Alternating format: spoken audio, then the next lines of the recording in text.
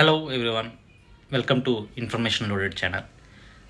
ఈరోజు మనం డిస్కస్ చేసే టాపిక్ ఎక్కడ చూసినా సరే సోషల్ మీడియాలో ఎంతో హాట్ వైరల్ అవుతున్న బిగ్ బాస్ సీజన్ 8 గురించి మనం డిస్కస్ చేద్దాం. ఎందుకంటే బిగ్ బాస్ సీజన్ 8లో ఎంతమంది కంటెస్టెంట్స్ ఉన్నారు, అదేవిధంగా వచ్చిన కంటెస్టెంట్స్ సంబంధించిన నేపథ్యం ఏంటి, వారి బ్యాక్గ్రౌండ్ ఏంటి, ఇవన్నీ డిస్కస్ చేస్తే ఖచ్చితంగా ఎవరి కేపబిలిటీ ఏంటి, వాళ్ళ ఓట్లు ఏ విధంగా జనాల నుంచి రాబట్టుకోగలరు, అదేవిధంగా వారి స్క్రీన్ ప్రజెన్స్ ఏ విధంగా ఉంటుందనేది ఒకసారి డిస్కస్ చేద్దాం. లేట్ చేయొద్దు, పూర్తిగా కూడా ఒకసారిగా మెయిన్ టాపిక్లోకి వెళ్ళిపోయి ప్రయత్నం చేద్దాం. అయితే పూర్తిగా కూడా ఈ బిగ్ బాస్ సీజన్ 8 డిఫరెంట్గా ఉంటుందని మొట్టమొదటి కూడా నాగార్జున హోస్ట్గా ఉంటున్నారు, అదే కంటిన్యూ అవుతుంది. అయితే పూర్తిగా కూడా ఈసారి కొత్త వేరియేషన్స్ తోటి సీజన్ 8 ఉంటుందన్నారు. అయితే ఇందులో ముఖ్యంగా మొట్టమొదటిగా మనం డిస్కస్ చేసే టాపిక్లో బిగ్ బాస్ సీజన్ 8లో ఫస్ట్ కంటెస్టెంట్గా తీసుకుందాం యష్మి గౌడ. ఈమె ఒక యాక్ట్రెస్, సీరియల్ యాక్ట్రెస్, సీరియల్లో నటిస్తుంటారు. ఈ సీరియల్లో నటిస్తూ చాలా వరకు బయట సోషల్ మీడియాలో కూడా చాలా ఎక్కువ ప్రామినెంట్ పర్సన్ అనే చెప్పుకోవచ్చు. ఒక 10 మందిని కూర్చోబెట్టి ఈమెను గుర్తుపట్టమంటే ఖచ్చితంగా 8 మంది గుర్తుపడతారు. ఒక ఇద్దరు పేరు చెప్పకపోయినా, అంటే 8 మందిలో అందరూ పేరు చెప్పకపోయినా సరే ఖచ్చితంగా గుర్తుపట్టే ఛాన్స్ ఉంటుంది. అయితే సాధారణంగా ఇంటి దగ్గర ఎక్కువ మంది ఆడవాళ్ళు ఎవరైతే లేడీస్ ఉంటారో, అదేవిధంగా చాలా వరకు టైంపాస్కి చూసే సీరియల్స్ చూసేవాళ్ళు కావచ్చు, ఖచ్చితంగా యష్మి గౌడని గుర్తుపడతారు.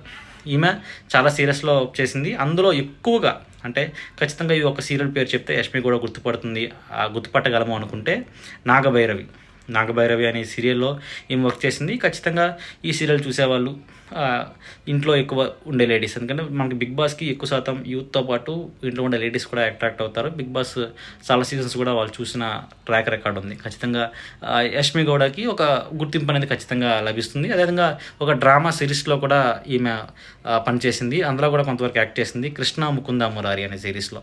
అయితే ఈ సిరీస్లో వర్క్ చేయడం వల్ల చాలా వరకు తెలుగు ప్రేక్షకులకు దగ్గర అవకాశం ఉంది. ఖచ్చితంగా పూర్తిగా కూడా ఓట్లు రాబట్టుకునే చాలా వరకు అవకాశం ఉంది. మోరోవర్ ఒక యాక్ట్రెస్గా తన యాక్టింగ్ స్కిల్స్ని ఉపయోగించి ఫన్ క్రియేట్ చేసి ఎంటర్టైన్మెంట్ చేస్తే ఎక్కువ వారాలు ఖచ్చితంగా క్యాపబిలిటీ ఉండే అవకాశం ఉంది. ఒక మంచి సెలక్షనే బిగ్ బాస్ అని చెప్పుకోవచ్చు.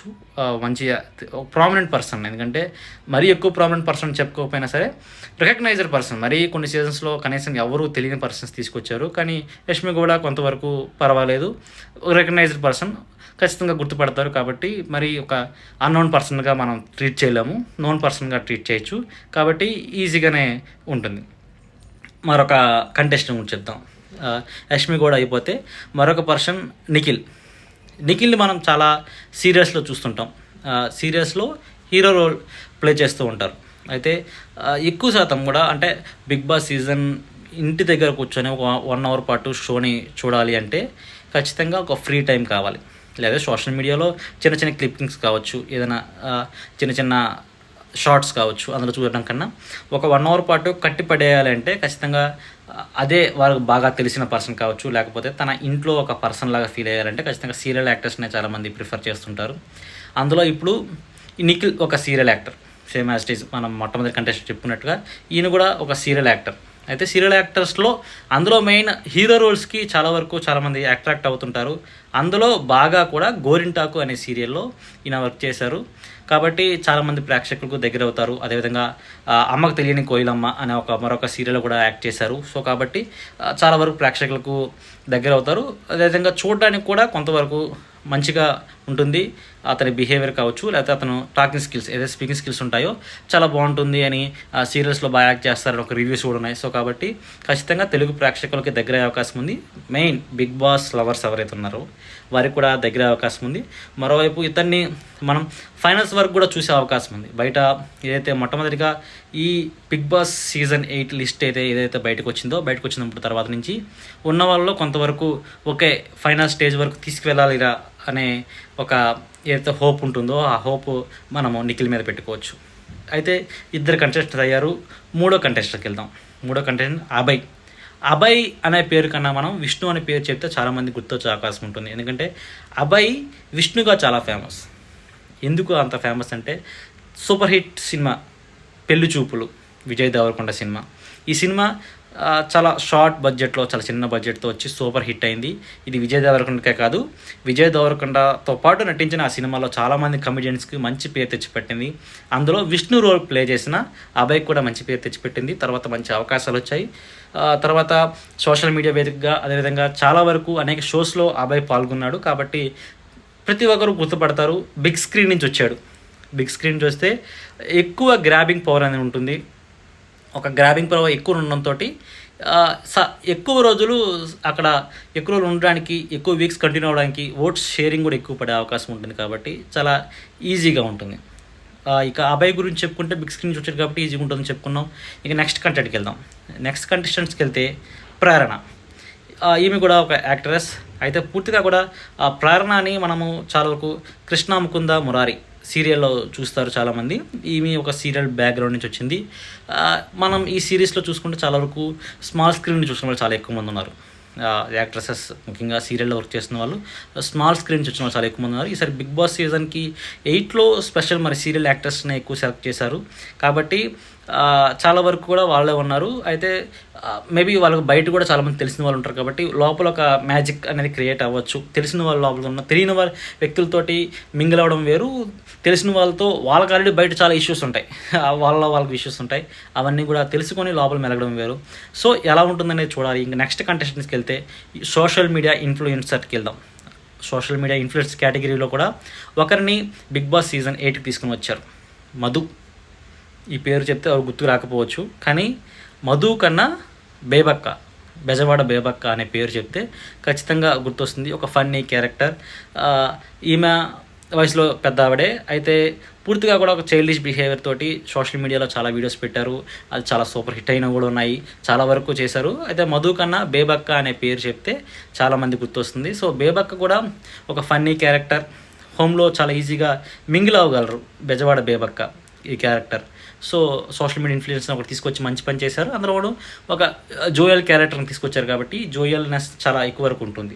అయితే మరోవైపు ఈ మధ్యకాలంలో రాజ్ తరుణ్ ఇష్యూ, హీరో రాజ్ తరుణ్ ఇష్యూలో హీరో రాజ్ తరుణ్ కన్నా మరొక వ్యక్తి ఫేమస్ అయ్యారు ఈ కేసులో. అతనే శేఖర్ భాష. ఆర్జేగా పనిచేశారు, సోషల్ యాక్టివిస్ట్గా ఉన్నారు. అయితే ఇప్పుడు రాజ్ తరుణ్ ఆమె లవర్ కేసులో శేఖర్ భాష ఒక టెలివిజన్ ఛానల్లో ఇంటర్వ్యూ ఇస్తూ ఒక డిబేట్లో కూర్చున్న సమయంలో అతనిపై దాడి చేయడం, ఈ ఘటన అందరూ చూసుంటారు. అయితే ప్రస్తుతం అయితే శేఖర్ భాష కూడా బిగ్ బాస్ సీజన్ 8కి వచ్చారు. అతను కూడా కొత్త ఫన్నీ రోల్ ప్లే చేస్తారు. అదేవిధంగా అతనికి బయట బిహేవియర్ ఎలా చేయాలి అంటే ముఖ్యంగా ఇలాంటి షోస్లో ఏ విధంగా చేయాలని ఒక ఇంట్రెస్ట్తో పాటు అతనికి అవగాహన అనేది ఎక్కువ ఉంటుందని చెప్పుకోవచ్చు. కాబట్టి అతను కూడా మంచి రోల్ ప్లే చేసే అవకాశం ఉంది. కాకపోతే శేఖర్ భాష కొన్ని జోయల్నెస్, చాలా సిల్లీ క్యారెక్టర్గా ఉంటుంది. కొన్నిసార్లు అది యాంటీ కూడా అయ్యే అవకాశం ఉంది. అంటే లైక్ మన షోస్లో చూసినట్టుగా. ఖచ్చితంగా దీన్ని ఒకసారి మనం అవగాహన చేసుకోవాలి. శేఖర్ భాష ఏ విధంగా ఉంటుంది గేమ్ అనేది ఖచ్చితంగా మనం చూడాలి. తర్వాత ఇప్పుడు కాకుండా కొంత ఓల్డెస్ట్, మరీ ఓల్డ్ కాదు, 2000 ఆ జనరేషన్లో ఉన్న ఖచ్చితంగా ప్రతి ఒక్కరికి కొంతవరకు తెలిసిన యాక్టర్ ఇతను ఆదిత్య ఓం. ఇప్పుడు తెలుగులో పెద్దగా లేకపోయినా సరే అతను చేసిన రోల్స్ ఏవైతే ఉంటాయో అంటే ముఖ్యంగా ఒక సూపర్ హిట్, ఎటువంటి అంచనాలు లేకుండా ఒక బ్లాక్ బస్టర్ సినిమా అవడం అనేది చాలా చిన్న విషయం. ఎందుకంటే అందరికీ కూడా అవకాశం రాదు, చాలా తక్కువ మందికి వస్తుంది. అలాంటి అవకాశం ఆదిత్య ఓంకి వచ్చింది. ఆదిత్య ఓం చాలా కాలం తర్వాత మళ్ళీ తెలుగులోకి ఎంట్రీ ఇచ్చారు, ముంబై వెళ్ళిపోయిన అతను. సో ఆదిత్య ఓం ఒక బిగ్ స్టార్ చెప్పుకోవచ్చు. ఇంకా ఉన్న వాళ్ళలో ఒక బిగ్ స్టార్, ఎందుకంటే బిగ్ స్క్రీన్ నుంచి వచ్చిన పెద్ద స్టార్. హీరో రోల్ ప్లే చేసిన ఆదిత్య ఓం కూడా ఖచ్చితంగా ఈ గేమ్లో మర్జ్ అవుతారు. అదేవిధంగా ఒక పెద్ద అయిన పాత్ర పోషించే అవకాశం ఉంది. అంటే శివాజీ పాత్ర లాగా ఉండకపోయినా సరే కొంతవరకు ద బిగ్గెస్ట్ ఉన్న వాళ్ళలో కొంత పెద్ద బిగ్ స్టార్గా చెప్పుకోవచ్చు. గతంలో శివబాలాజీ ఒక బిగ్ స్టార్ మొత్తం ఉన్న వాటిలో, అలాగా ఒక బిగ్ స్టార్గా ఇందులో చేసుకోవచ్చు. మరి ఇంకొక కంటెస్టెంట్కి సంబంధించుకుంటే సోనియా. ఈ సోనియా క్యారెక్టర్ కొంతవరకు ఎవరైతే ఈ కంటెస్టెంట్ ఉన్నారో ఈ కంటెస్టెంట్ మీద ఒక స్పెషల్ గ్రాబింగ్ వచ్చే అవకాశం ఉంది. ఎందుకంటే ఈ మాట ఎందుకు చెప్పాను అనేది తర్వాత వీడియోస్లో మనం డిస్కస్ చేసుకోవచ్చు. ఎందుకంటే సోనియా అనే క్యారెక్టర్ని ఇంట్రడ్యూస్ చేసిన సమయంలో, ఎందుకంటే 2019లో ఈమె ఒక ఫిలింలో వర్క్ చేశారు. ఆ ఫిలింలో ఆమె నటించారు. అయితే ముఖ్యంగా ఈ సోనియా క్యారెక్టర్ తోటి చాలా వరకు చాలామందికి ఇబ్బంది వచ్చే అవకాశం ఉంది. ఈ మాట ఒక గాసిప్లా బయట స్ప్రెడ్ అవ్వచ్చు. కానీ ఎందుకు స్ప్రెడ్ అవుతుందంటే ఖచ్చితంగా పొగ లేకుండా మంట రాదు అనే ఒక సామెత ఉంది. అది ఖచ్చితంగా ఇక్కడ పనిచేస్తుంది. సోనియా మీద ఒక స్పెషల్ ఫోకస్ ఖచ్చితంగా బిగ్ బాస్కి ఉంటుంది. ఈ మాట ఎందుకు అనేది మనం తర్వాత డిస్కస్ చేసుకుందాం. నెక్స్ట్ కంటెస్టెంట్స్కి అయితే వెళ్ళే ప్రయత్నం చేద్దాం. ఎందుకంటే సోనియా తర్వాత మనం చూసుకుంటే సీత అనకన్నా కిరాక్ సీత, ఈ పేరు కూడా గుర్తు రాకపోతే ఓ బేబీ సినిమాలో హీరోయిన్ ఫ్రెండ్గా యాక్ట్ చేసిన సీత అంటే ఖచ్చితంగా ప్రతి ఒక్కరు గుర్తొస్తుంది. సినిమా హిట్ అయింది. ఆ హిట్తో పాటు అందులో కొన్ని రోల్స్ కూడా బాగా హిట్ అయ్యాయి. హీరోయిన్తో పాటు పక్కన ఉండే ఫ్రెండ్ రోల్ అనేది చాలా హిట్ అయింది. ఆ హిట్ అయిన రోల్ యాక్ట్ చేసిన సీత కూడా బిగ్ బాస్ సీజన్ 8కి వచ్చింది. ఒక బిగ్ స్క్రీన్ మీద వర్క్ చేసిన అనుభవం ఉంది కాబట్టి తెలుగు ప్రేక్షకులకు దగ్గర అవకాశం ఉంది. అయితే ఇందులో ఈ సీజన్ 8లో మరొక కంటెస్టెంట్ నాగమణికంఠ ఎంటర్ అయిన ఏవి చూసినప్పుడైతే ఖచ్చితంగా మన మధ్యలో పెరిగిన ఒక కుర్రాడు, ఇబ్బందుల్లో ఉన్న కుర్రాడు ఎంకరేజ్ చేయాలి అనే ఒక ఆలోచన అందరూ మెదడులో వచ్చేలాగా ఏవి ఉంది. కష్టాలు నష్టాలు ఇంతవరకు ఎలా వచ్చాను, ఒక ఆఖరి పోరాటం అని అతను చెప్పాడు. సో నాగమణికంఠ మీద ఈ సీజన్లో ఖచ్చితంగా ఒక స్పెషల్ ఫోకస్ ఉంటుంది. అది మేబీ సింపతి కావచ్చు, లేకపోతే స్పెషల్ ఇంట్రెస్ట్ అని చెప్పుకోవచ్చు. ఎందుకంటే ఒక్కొక్క ఎపిసోడ్ కొనసాగుతుంటే అది ఏం జరుగుతుందని చెప్పగలం. ఇప్పుడు వరకు అయితే ఒక సింపతి, అదేవిధంగా ఒక స్పెషల్ అట్రాక్షన్ అయితే ఖచ్చితంగా నాగమణికంఠ మీద ఉంటుంది. ఒక ఆఖరి పోరాటం అంటూ బిగ్ బాస్ సీజన్ 8లోకి ఎంట్రీ ఇచ్చాడు కాబట్టి ఆఖరి పోరాటం ఎంతవరకు సక్సెస్ అవుతుంది అనేది మాత్రం ఖచ్చితంగా ఓటర్స్ మీద, ఎవరైతే ప్రేక్షకులు ఉంటారో బిగ్ బాస్ సీజన్ 8 వ్యూవర్స్, వారి మీద ఉంటుంది. వారి మీద ఖచ్చితంగా ఉంటుంది. ఖచ్చితంగా నాగమణికంఠకి ఎంతవరకు తీసుకువెళ్తారనేది మాత్రం చూడాలి. అయితే మరో కంటెస్టెంట్కి వెళ్తే పృథ్వీరాజ్ శెట్టి యాక్టర్. అయితే ముఖ్యంగా చాలా వరకు ఇతను చాలా రోల్స్ చేశాడు. ఏమంటే ఇప్పుడు నార్మల్గా చాలా వరకు నోయిన్ పర్సన్స్ ఉంటారు. పృథ్వీరాజ్ కూడా ఒక నోయిన్ పర్సన్, కాకపోతే మరి అంత ఎస్టాబ్లిష్మెంట్ అయితే రాలేదు. ఖచ్చితంగా బిగ్ బాస్ తర్వాత మాత్రం ఖచ్చితంగా పృథ్వీరాజ్కి ఒక మంచి రోల్స్ వస్తాయి. అదేవిధంగా బాగా బయట తెలిసే ప్రయత్నం అయితే చేయొచ్చు. ఎందుకంటే అతని బాడీ లాంగ్వేజ్ కావచ్చు, అవన్నీ కూడా కొంతవరకు యాప్ట్ అవుతుంది. కాబట్టి బిగ్ బాస్ సీజన్ 8 ఖచ్చితంగా సక్సెస్ఫుల్ అవుతుంది. అతను బిగ్ బాస్ సీజన్ 8లో సక్సెస్ అవ్వనప్పటికీ కూడా బిగ్ బాస్ సీజన్ 8 మాత్రం అతనికి పనికొస్తుందని చెప్పుకోవచ్చు. అయితే ఇంకా ప్రతి ఒక్కరికి తెలిసిన పేరు ఒకటి ఈ సీజన్లో ఉంది. నెక్స్ట్ పర్సన్ ఏంటంటే విష్ణుప్రియ. కమెడియన్ కన్నా ముందు ఆమె యాక్టర్ అని చెప్పుకోవచ్చు, యాక్టర్తో పాటు యాంకర్ అని చెప్పుకోవచ్చు.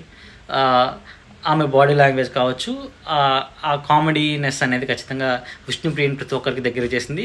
ఈ టెలివిజన్ షోస్లో చాలా బాగా పాపులర్ అయింది కాబట్టి విష్ణుప్రియ గురించి అందరికీ తెలిసిందే. విష్ణుప్రియ ఎలా ఆడుతుంది ఏంటనేది మాత్రం ఖచ్చితంగా ఆన్ స్క్రీన్ మీద చూడాల్సిందే. మరోవైపు ఈ డ్యాన్స్ షోస్ వచ్చిన తర్వాత డ్యాన్స్ షోస్లో బాగా పాపులర్ అయిన నైనికా కూడా వచ్చింది. ఏదైతే లవ్ ట్రాక్ నడపడం, అందులో ఒక బ్రేకప్ రావడం, ఫేమస్ అవ్వడం అనేది ఇప్పుడు సర్వసాధారణంగా మారింది. మరి అందులో నైనిక ఆ జాబితాలాగా వస్తుందని చెప్పుకోవచ్చు. ఎందుకంటే చాలా వరకు డ్యాన్స్ షోస్లో ప్రాచుర్యం పొందడం కన్నా ఈ బ్రేకప్ సీన్ తర్వాత మరింత ప్రాచుర్యం నైనిక పొందింది. సో కాబట్టి నైనిక ఆట తీరు ఎలా ఉంటుందనేది ఖచ్చితంగా చూడాలి. ఎందుకంటే మోరోవర్ బిగ్ బాస్ సీజన్స్లో చాలా వరకు చూసాం, డ్యాన్స్ యాక్టివిటీస్ చాలా ఉంటాయి కాబట్టి ఒక డ్యాన్సర్ని తీసుకొచ్చారు కాబట్టి ప్రేక్షకులకు కనువిందుగానే ఉంటుంది. అయితే మరొక కంటెస్టెంట్ నైనిక తర్వాత నబీల్, వరంగల్ కుర్రాడు, సోషల్ మీడియా ఇన్ఫ్లుయెన్సర్. నబీల్ని చాలా వరకు చూస్తుంటారు కాబట్టి సోషల్ మీడియా ఇన్ఫ్లుయెన్సర్ కాబట్టి కొంతవరకు చాలా వరకు సోషల్ మీడియాలో ప్రాచుర్యం పొందుంటారు కాబట్టి ఇబ్బంది లేకుండా ఉంటుంది. అయితే ఇంకా పూర్తిగా కూడా బిగ్ బాస్ సీజన్ 8కి సంబంధించిన సమాచారం మనం తీసుకున్నాం, ఇంతవరకు ఉంది. వీళ్ళలో రెమ్యూనరేషన్స్ ఏ విధంగా ఉంటాయి, వీళ్ళకి రెమ్యూనరేషన్స్ ఎంతవరకు తీసుకునే అవకాశం ఉంది, అయితే దీనిపై డిస్కస్ చేద్దాం. ఎందుకంటే ఈ రెమ్యూనరేషన్కి సంబంధించి ప్రతి సీజన్లో ఒకలా ఉండేది, కానీ ఈ సీజన్కి మాత్రం పూర్తిగా మారిపోతుంది.